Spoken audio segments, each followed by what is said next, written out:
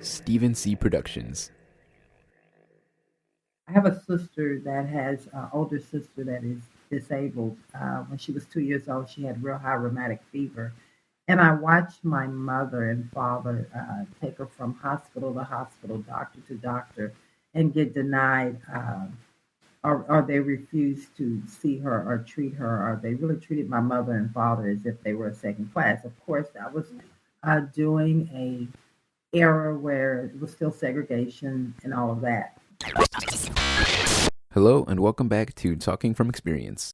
Today I'll be talking with Valerie Carter. She is the CEO of VK Consultant Group, a medical consultant firm, co founder of the nonprofit organization L&V Enterprise Resources, Inc., and the host of the Love and Victory Show with Val radio show and podcast. This was a really fascinating conversation because, well, as you heard in the introduction, she said what her family was going through was during a time when there was still segregation. And it really made me think, like, wow, you read about it in history books. However, we don't realize how not long ago that was. Here's somebody who lived through it and is telling her story. Not only did she live through it, but she overcame and is now one of the most successful people that I know personally. So let's get to this conversation. Have you ever done anybody else's podcast before? Oh, oh yes, I have. Really? Yes, I actually have some stuff that's getting ready to come to you guys. I did a podcast with the women that boss up. I did a couple of them, so I have some stuff that I'm going to send over, that some clips that you guys can use to put up. Okay, let's go. I thought it was the very first one you did. I know, right? No, remember I told you I had that podcast interview with the women that boss up. Okay, yeah, I didn't know that was a podcast interview. I thought it was like a convention. No, that's something that was after I did the podcast interview. They were interviewing me for the women that boss up. So now it's that book tour, the book that I'm going to be in. Are you really asking me these questions? Okay, golly, I was talking like we are just really. That's the vibe I'm going for. Oh, okay. Okay, well, you want to ask that question again, Stephen? Now you got to start over. No, it's okay. I think we're good. Okay. Well, it was for the Women That Boss Up tour. It's a new book that I will have a chapter in. And so they were interviewing me for that. Okay, so was it for the medical consulting group or the nonprofit? It was on the VK consultant side, yes, the medical consultant. Okay, so I've been wanting to ask you this for since as long as I've known you. What is a medical practice consultant? A medical practice consultant is a individual or a firm that assists physicians in identifying issues within their practice or assist them with starting up a practice. And they could also be just a straight billing company. So they, if I'm understanding correctly, medical practice consultants. A medical practice consultant goes into a physician practice, identifies issues that the practice may assume that they're having. So we identify those issues. If they don't know what those issues are, we bring them to the forefront. We assist them with a recommendation to fix them. Or it's a physician consultant could also be one that would help them start a new practice. A consultant is also used in the hospital settings. Hospitals typically use them when they're having problems with their bottom line, operational issues, or they're getting ready for a joint commission inspection. So they would want an outside entity to come in and do a survey on them, to do an inspection on them, to see what or if they have any problems prior to going through the official um, inspection. Okay, so what kind of problems would you be looking for? It's, I would be looking. What typically it's making sure that they're meeting regulations in the hospital side. On the medical practice side, typically we're evaluating whether or not that practice is profitable. Why are they losing money if they're not profitable? Operational issues, compliance issues, staffing issues. We're looking for ways to help them improve their bottom line. At the end of the day, no one's in business just to be in business for the sake of business. They are in business to either come out of the red, go into the black, but definitely make a profit. Okay. What's the education that's needed for that? Like, what kind of schooling did you do?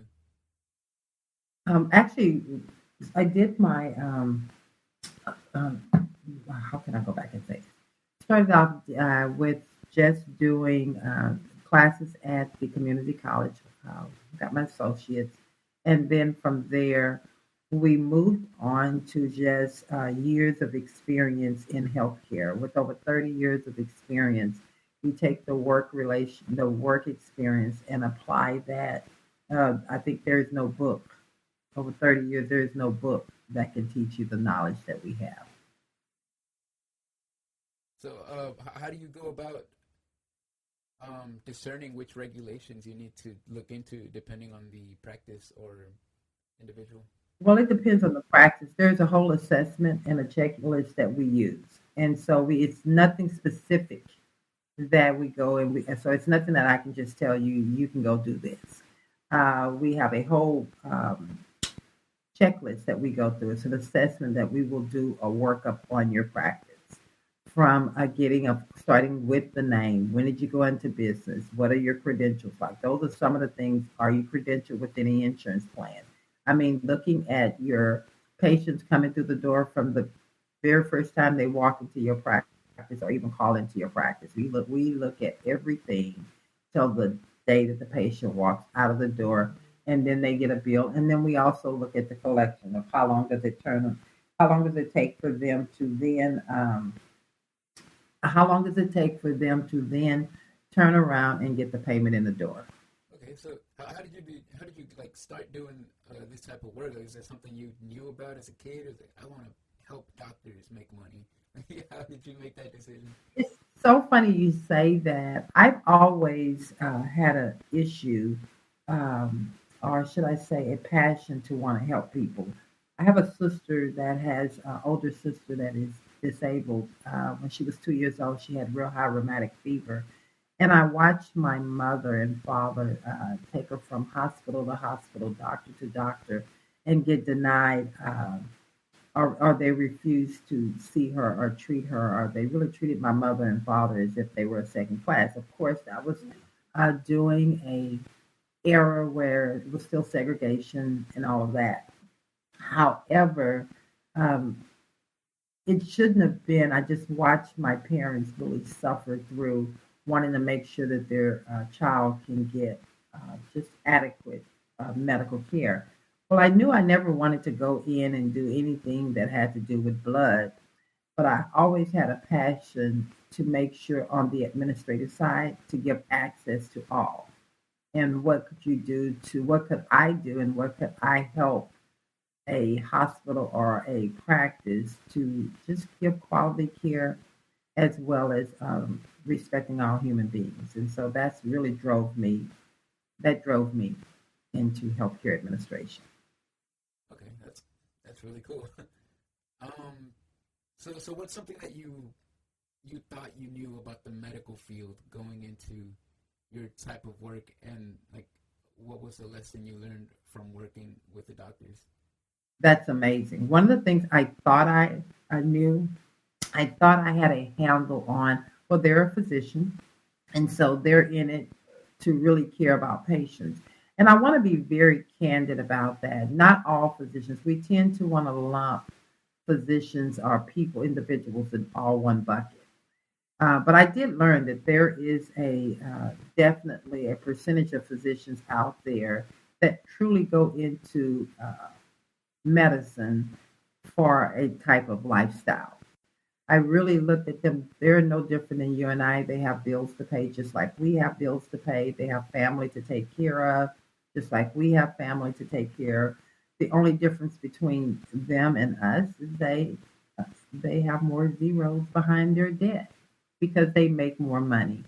So for me, I learned quickly we're really no different. Another thing that I learned, and I want to make sure that I am very candid and clear about that. One of the things about physicians that I learned that they've always been very high achievers in the classroom.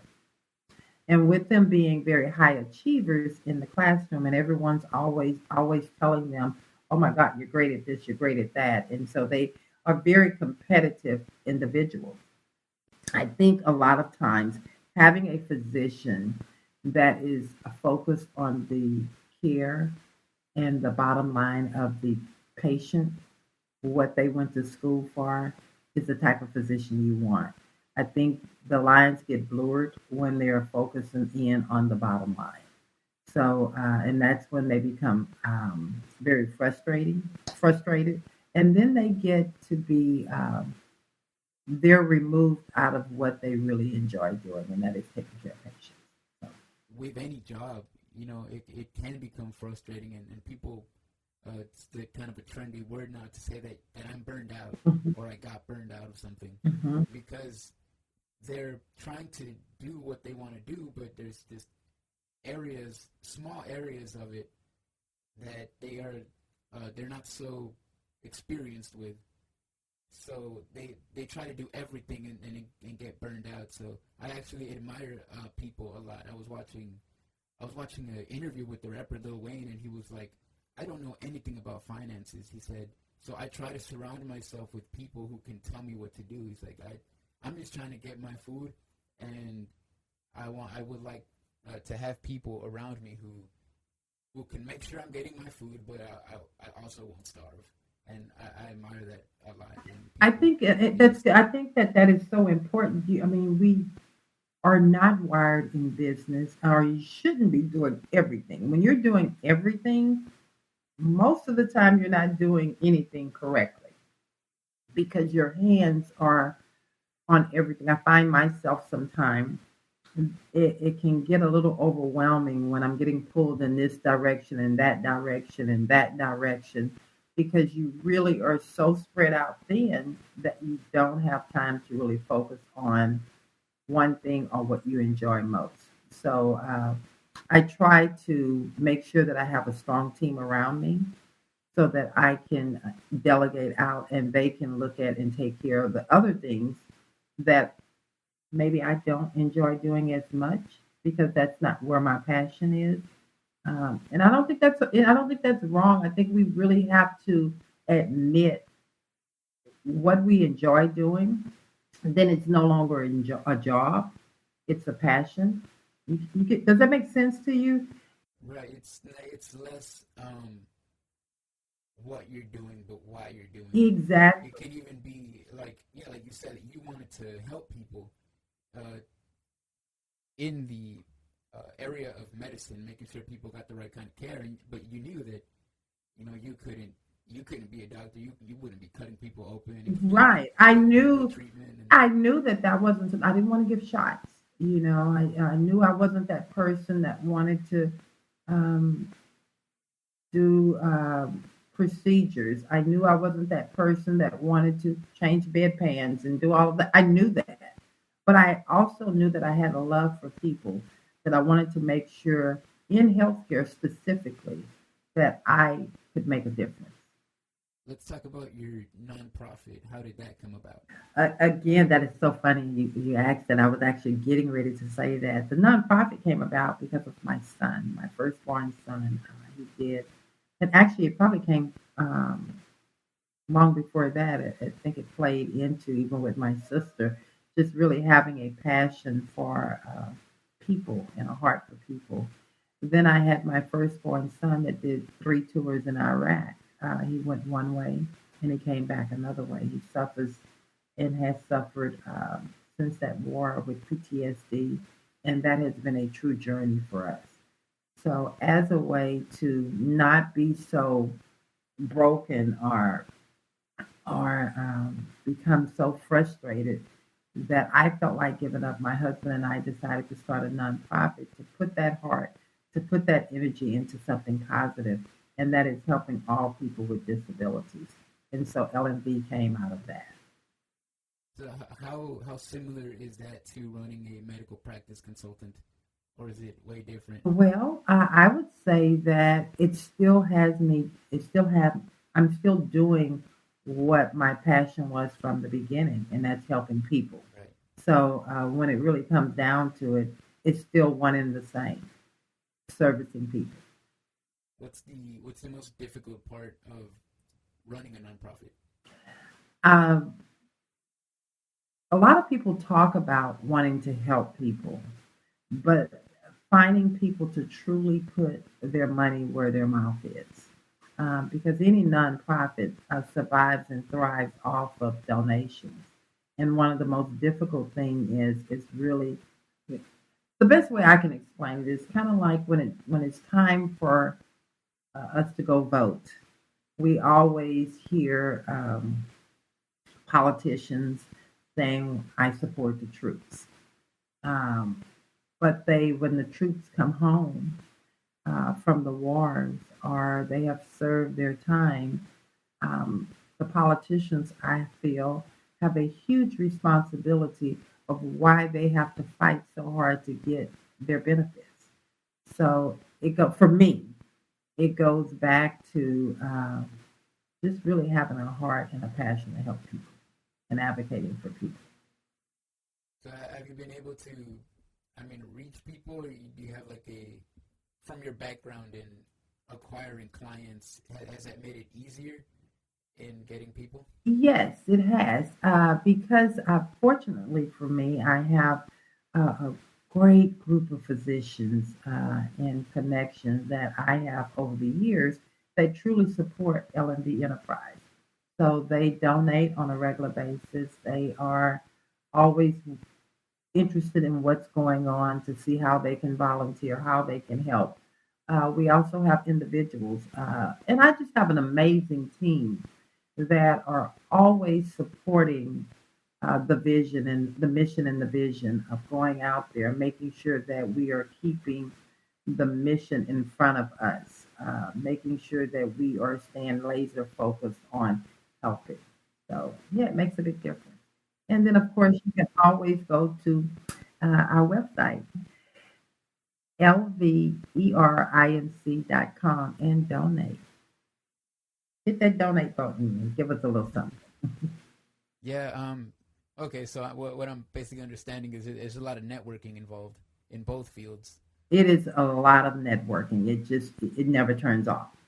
And out of that, if you don't mind, I am also a radio and podcast host, and that came about for the through the nonprofit. The team said, "Why don't we come up with let's do a podcast that would allow us to get the word out about the nonprofit?" And so, yes, it has. So through that platform, I host a radio show, and that's every Saturday morning. I am on the air talking about the nonprofit, um, making giving awareness to that. On the podcast, we also talk about the nonprofit. VK is also a sponsor and has been a major sponsor of the nonprofit since it's been in existence. We also gave we had a huge, very successful, LNV did. It had a very successful Christmas celebration where we gave well over, I think it was close to $6,000 worth of toys to the the Pelgin uh, Children's Home. And then we also had our first family that we also gave a um, award to this year. So we're very, very happy about that. So we're really excited about the things that are happening through L&D Enterprise Resources. Okay, so the podcast opened up avenues for you to reach people through for the nonprofit. Yes, it has. It has definitely opened up doors and avenues and given exposure. Okay, so had you been a fan of podcasting before? Like, had you had any experience with podcasting at all before you started? Absolutely not.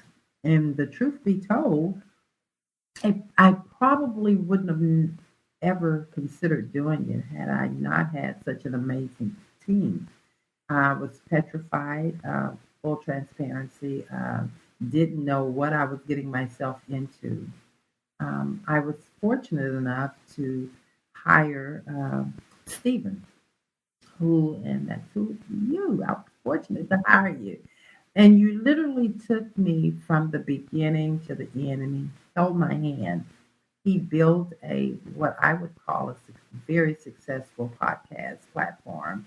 Um, I'm really excited to see him doing his thing now.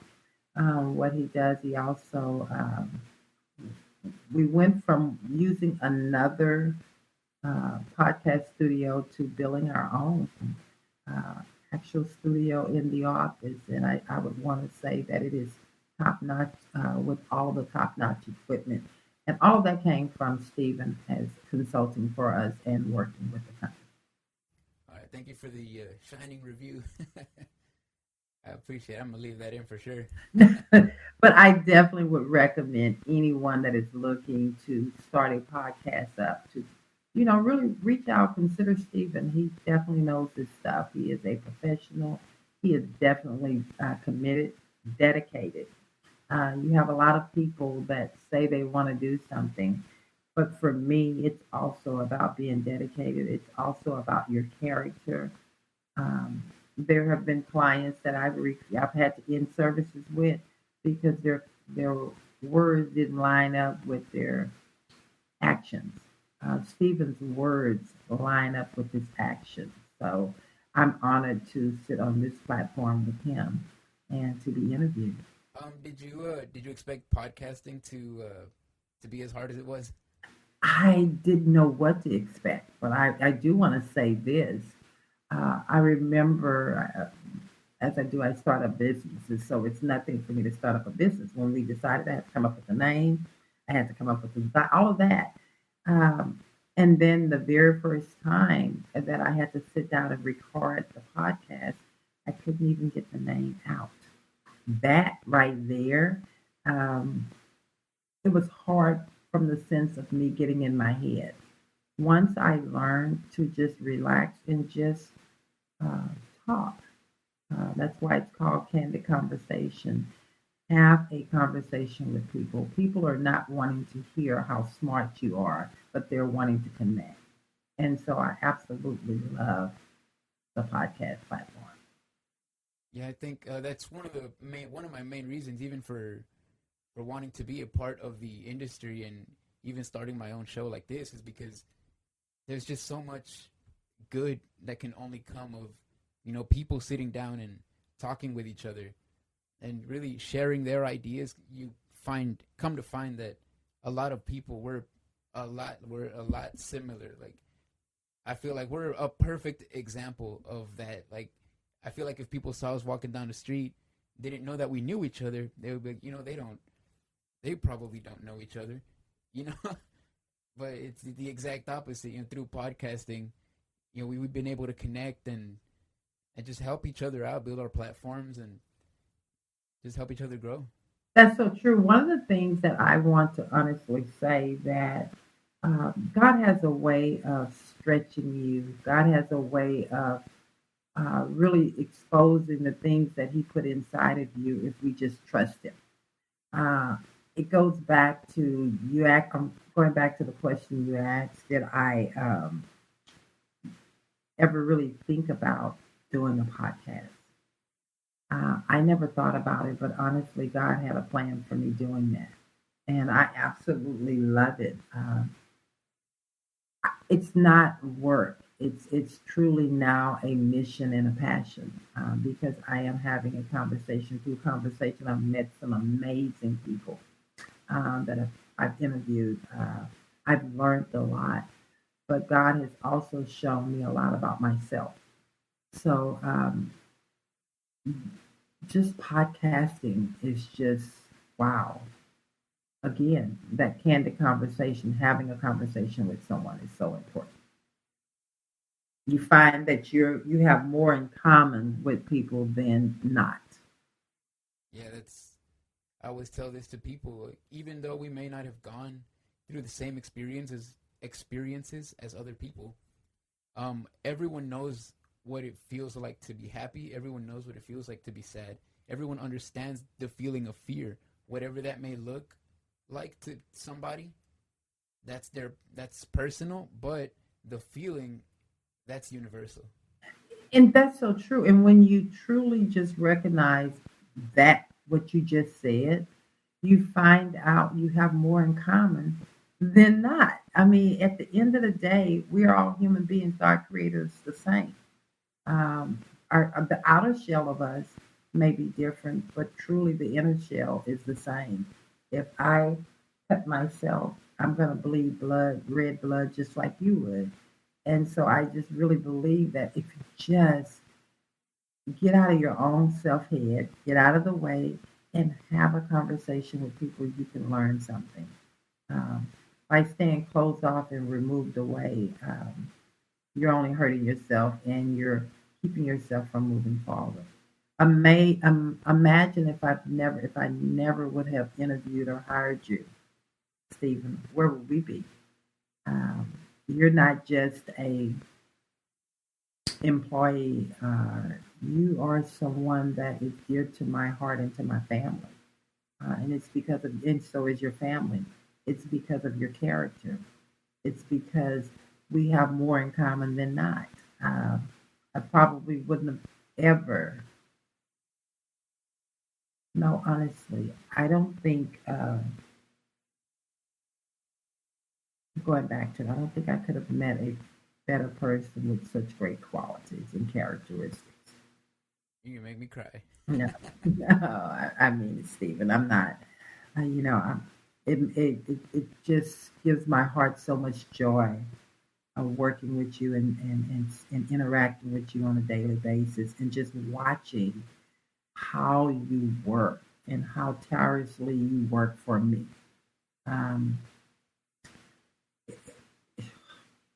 it's just amazing. You know, it's not just coming in to get a check. It is also making sure that you are protecting me as a individual, as a woman of God, me as a human being, and then you protect my brand.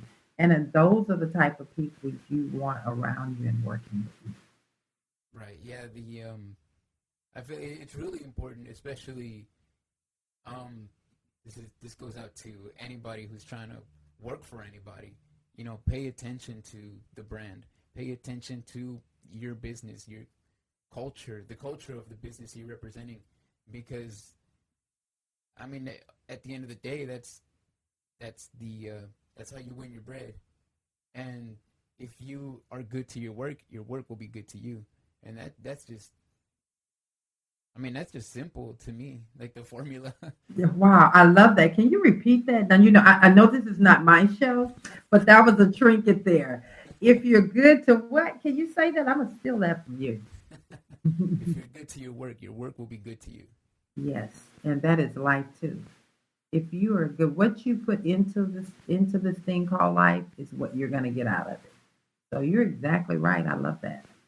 You reap what you sow. There you go. There you go. Is there any questions you have for me, or? Well, yes, I'm going to ask you what made you decide that you wanted to start consulting podcast services. Um, I honestly had not thought about it until earlier this year.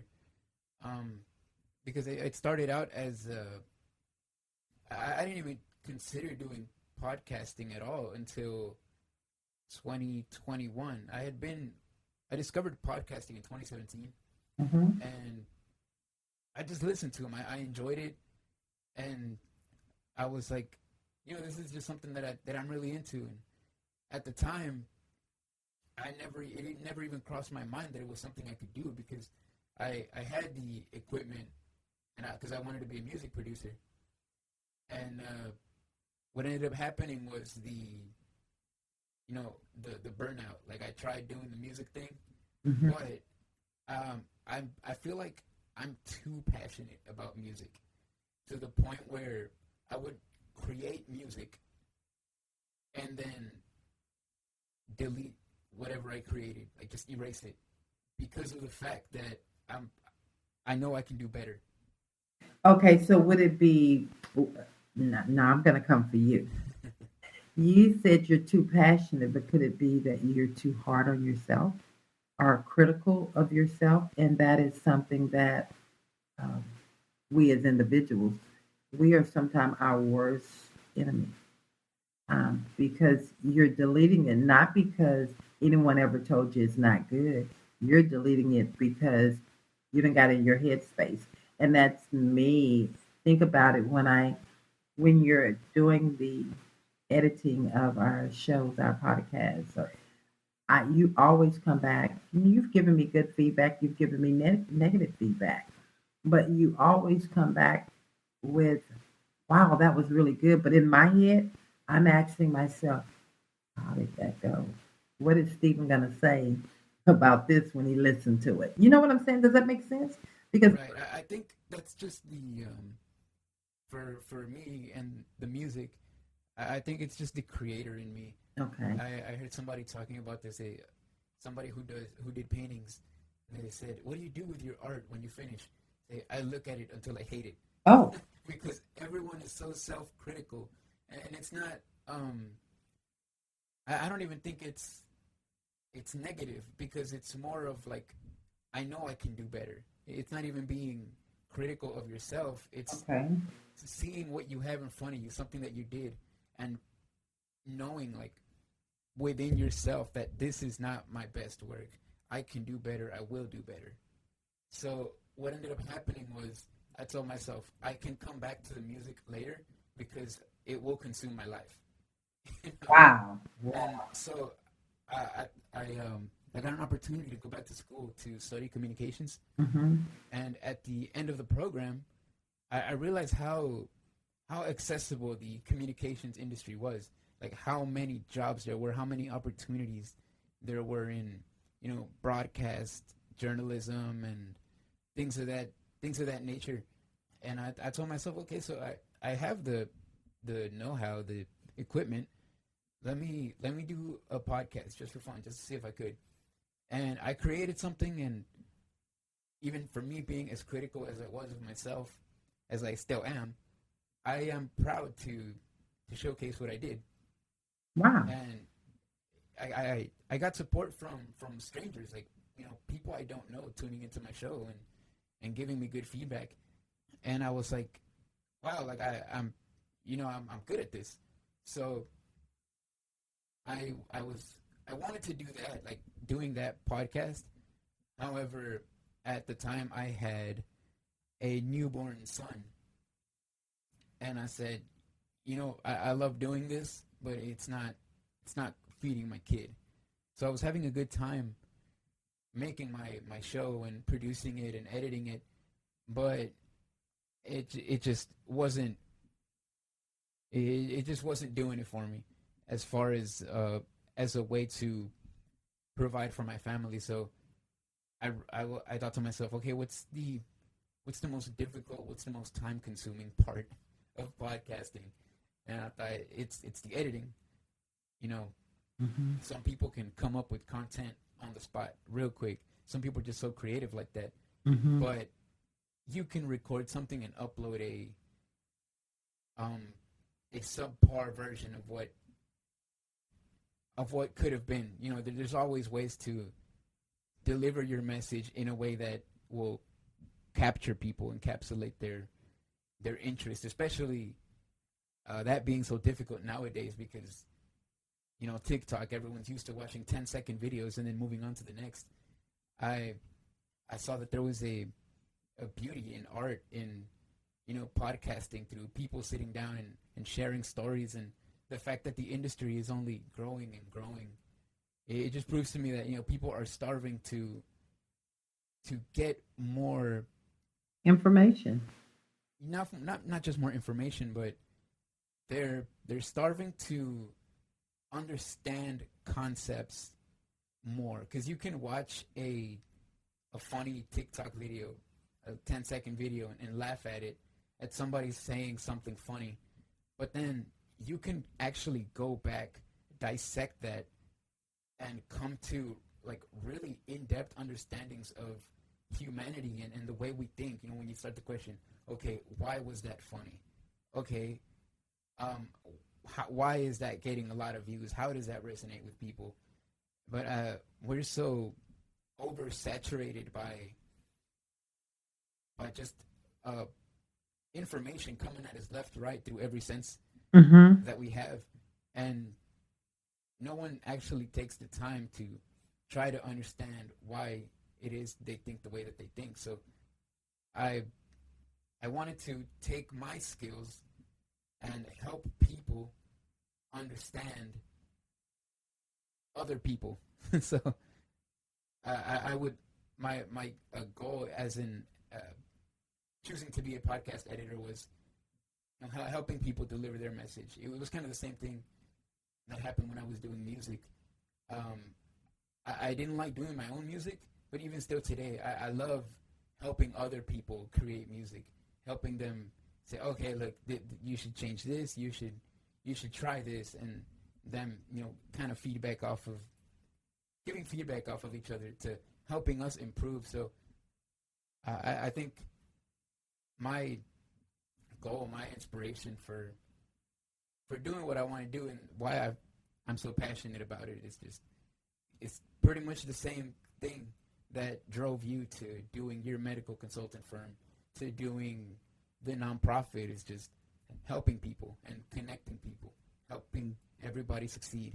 And that's, I think, wow, that is exactly why we connect so well, because I think our hearts speak to our hearts speak, and it's to the love and the passion for others. And I think that as long as we keep that in front of us, we can't do anything but go up as we bring others up and as we lift others up. Um, wow, it's so true. And because it just really, it's not work for me. I love what I do. Just like your podcasting, your editing, your music. It's not work. It's a passion. It's what you love doing. Right? It's That's not to it's say that it doesn't feel like work sometimes. right There's times that, there. Yes, it is. I don't want to get up. There's times, oh man, I have to come in here. I have to connect all the equipment. Yes, I have to make sure everything's all right. But when you do it, the finished product, and you see how people responding. are responding, how it's affecting them, that's what makes it all worth it. Yes. Well, Stephen, thank you for this interview. Oh yeah, thank you for coming on. I appreciate it. Thank you, thank you, thank you. I'm sure this won't be the last time. And again, anytime that you would like to have me on your platform, I definitely would love to be on there. Again, guys, check him out. Check him out. You would not. He's a very wise young man with a message. Check him out. I'm gonna turn that into a whole testimonial video. Honestly, what a fascinating and inspiring person. I will include links to all of her stuff and social media in the description. Also in the description are links to my Instagram. Give me a follow. Let me know you're a fan of the show. Also is a link to my LinkedIn profile. So if you want to connect on LinkedIn, we can do that as well. Like I said, I appreciate all feedback. I hope to hear from you, and I'll talk to you next time. Bye-bye.